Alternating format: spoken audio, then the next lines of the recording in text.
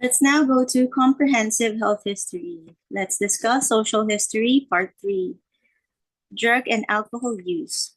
For all this, for all of the substances addressed in this section, the social conditions of use often play a major role in determining amount and pattern of consumption. Knowledge of the conditions under which and with whom a patient may engage in substance abuse can help the provider to develop more effective interventions. Many patients who engage in substance abuse will abuse more than one substance. Smoking is addressed in this portion of the history because of the addictive properties of cigarettes. If a patient smokes, determine how long, and under which conditions he or she smokes. Example of time only at work or social situations. Also ask who will be exposed to the patient's secondhand smoke. Smoking cessation interventions, however brief, should be carried out at every patient encounter. Inquire about past and current usage of any illicit drugs, such as amphetamines, ecstasy, cocaine, marijuana, heroin, and steroids. Determine the amount, type, method of administration, and perceived impact on health. If the drug administration is by injection and are needles shared, inquire about alcohol intake, noting type, amount, and frequency. Does the patient drink alone? Some subpopulations may be particularly vulnerable to dependence on alcohol. Alcoholism in the elderly is a growing concern of many healthcare providers and is thought to be related to the feelings of loneliness, loss, and decreasing physical and mental ability. If providers suspect alcohol abuse, they can use instruments such as caged questionnaires to further assess the patient's use of alcohol. For social support, how does the patient perceive her or his level of social support?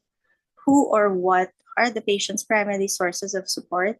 To what extent does she or he want these individuals or entities to be involved in her or his care? For stress and anger management, ask the patient to identify sources of stress in his or her life and to describe strategies used to cope with stress. Inquire about the patient's anger management strategies. For recreation and travel, which interests or hobbies does the patient have? Does the patient participate regularly in recreational, occupational, or professional or church groups? Note any major travel within the recent past, especially if travel involved potential exposure to untreated water, raw sewage, rodent excrement, contagious disease, and or parasites. For cultural beliefs and practices, how do cultural beliefs and practices influence the patient's healthcare behaviors? For example, if the patient comfortable performing breast or testicular self-examination, discuss patterns of communication about healthcare information within the family unit. Who makes healthcare decisions? If pertinent, what are the beliefs about death and dying? Does the patient utilize folk medicine and culturally based healing practices? If so, how might these be integrated into the plan of care? Will the clinician have to negotiate modification of some of these practices to achieve treatment goals? For spirituality, what role do spiritual beliefs and practices play in the patient's life? Are they the key source of support for the patient? How can they become a component of the patient's plan of care?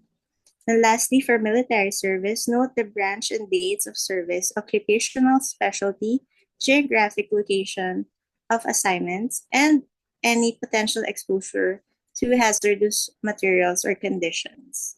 Thank you for your attention.